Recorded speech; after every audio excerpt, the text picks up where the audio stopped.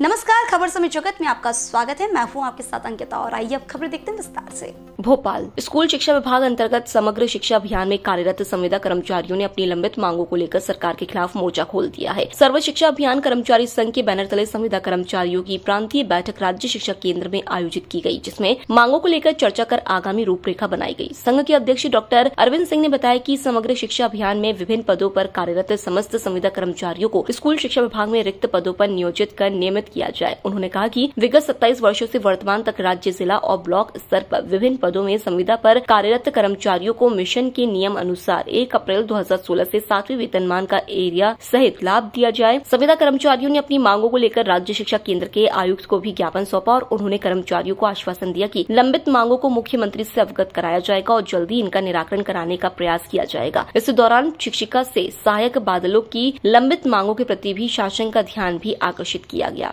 6 अक्टूबर से लेकर हम लगभग 22 बार अपनी बातों को लेकर आयुक्त महोदय तक गए हैं।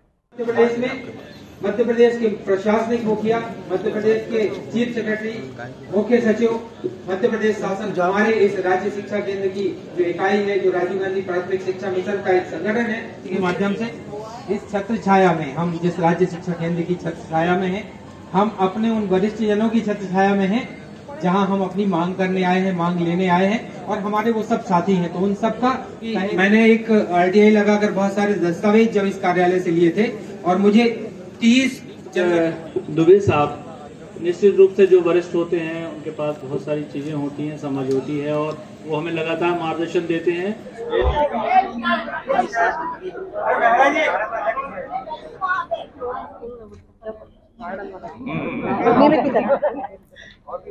जी, आपका नाम बताइए। डॉक्टर अरविंद सिंह, प्रांताध्यक्ष हूँ सर्व शिक्षा अभियान कर्मचारी संघ का और 1995 से लगातार सर्व शिक्षा अभियान में विकासखंड स्रोतोन्वेषक के रूप में संविदा पर कार्यरत हूँ और मैं कह सकता हूँ कि संपूर्ण भारतवर्ष में 28 वर्ष से लगातार संविदा पर कार्य करने वाले वरिष्ठतम कर्मचारियों में से हम हैं। जी सर, आज प्रांतीय बैठक रखी है, क्या कुछ मांग?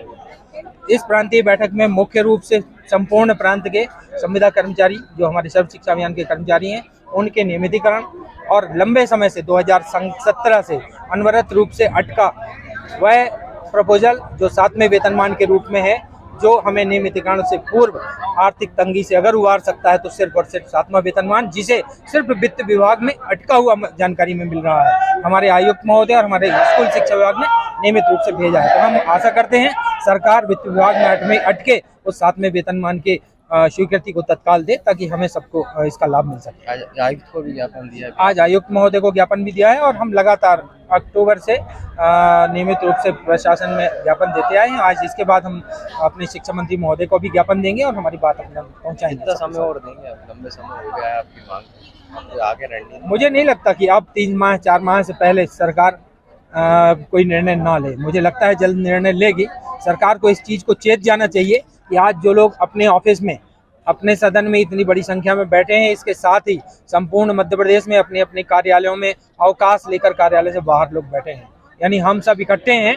हम छोटी सी तनख्वाह के लोग हैं, 1000 रुपए एक बार का आना यानी 3000 खर्च करके यहाँ तक आ नहीं सकते। तो हम समर्थन पूरे जिले में हमें लोगों से मिल रहा है। सरकार को इस चीज से चेत जाना चाहिए और निश्चित रूप से हमारे मुखिया हमारी बात को अनवरत रूप से ऊपर रख रहे हैं और मुझे लग रहा है कि प्रशासन और मुखिया के बीच कहीं बेहतर बात हमारी नहीं पहुंच रही।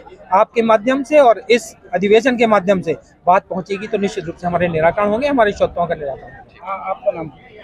पारुल राय, महिला मोर्चा प्रभारी, प्रांतीय प्रभारी। सर्व शिक्षा अभियान के अंतर्गत हम सभी अधिकारी कर्मचारी अपनी मांगों को लेके हुए यहाँ पर सब इकट्ठे हुए हैं। सभी जिलों से नियमितीकरण की मांग के लिए यहाँ पर आए हुए हैं। हमारी आर्थिक स्थिति बहुत ही खराब होती जा रही, क्योंकि हमको 2016 से जो मिलना चाहिए था 7वां वेतनमान, वो आज दिनांक तक हमको प्रदान नहीं किया गया है। साथ ही अन्य कई सुविधाएं, मेडिकल लीव हो गई है, अर्जित अवकाश हो गया है, ये सब हमको क्यूमुलेटिव नहीं दिया जाता है, साल की समाप्ति से खत्म कर दिया जाता है।